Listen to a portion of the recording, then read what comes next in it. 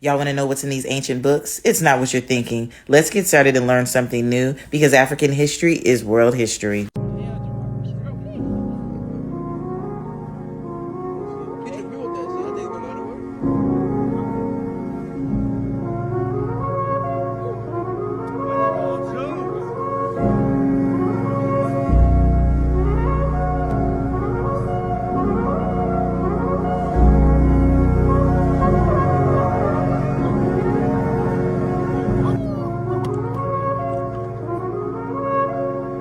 Thank you so much for the person that tagged me in that video, and thank you to that creator for sharing that video. People risk their lives to preserve those books, and you're going to find out why. Let's get started and learn something new. Several videos on Timbuktu, but just in case you haven't seen them, here's a quick recap. First, Timbuktu is a real place. Yes, I have to say that. Timbuktu is located in Mali. Timbuktu was also part of the Mali Empire, which was ruled at one time by Mansa Musa. Mansa Musa built the University of Timbuktu in the 12th century. This university still exists to this day. Now, back in the 12th, 13th, 14th, 15th, 16th century, it wasn't just the elite that could go to these universities and learn. 1/4 of the Mali Empire citizens, men and women, studied at this university. Just so we're clear, the university could rival the universities we have today.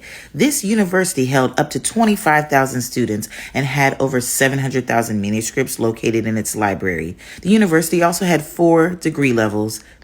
Y'all gonna learn something new today. So the primary degree, or the intro degree at the University of Timbuktu, started with them learning the Holy Quran, Arabic language, and the basics in science. The secondary degree, or general studies, was introducing grammar, commentaries on the Quran, prophetic narrations, jurisprudence, mathematics, physics, chemistry, history, trade, business code, and ethics. Now, the superior degree consisted of highly specialized learning where students were guided by professors, and it took about 10 years, and it was equivalent to a doctoral degree.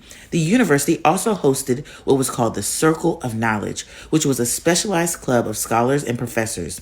Students who impressed their teachers were admitted to the Circle of Knowledge and became tenured professors. Back to the Timbuktu books. Now, we all know that the books included astronomy, physics, mathematics, all of the above, but it also included original translations from Aristotle and Hippocrates. Yeah, it goes that deep. Timbuktu manuscripts were so carefully curated. They are written on Italian paper, sheepskin, goatskin, fish skin, and more. These books weren't limited to religion and science. They also talked about nutrition for the body and what's needed for the human body, in addition to the ethics and morality of polygamy, money lending, and slavery. Even had information on how to cast spells, avoid black magic, and how to commune with the dead so you could be able to get knowledge from the dead in the afterlife and write more books and gain more knowledge. They also had information on what's called geomancy, which is basically how you watch how things come up out of the ground, how things grow, and you can foretell the future with that.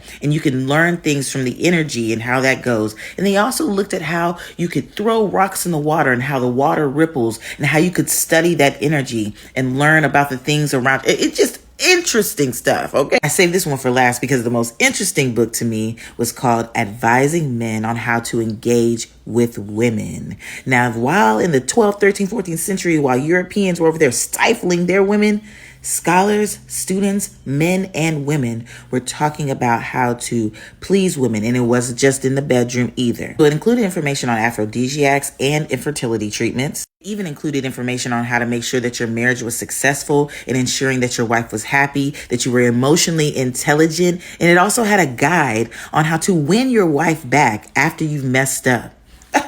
If you want to learn more about the Timbuktu manuscripts, this book is a great start. The Badass Librarians of Timbuktu. And like I said in the beginning, African history is and always will be world history and women's history. I hope you learned something new.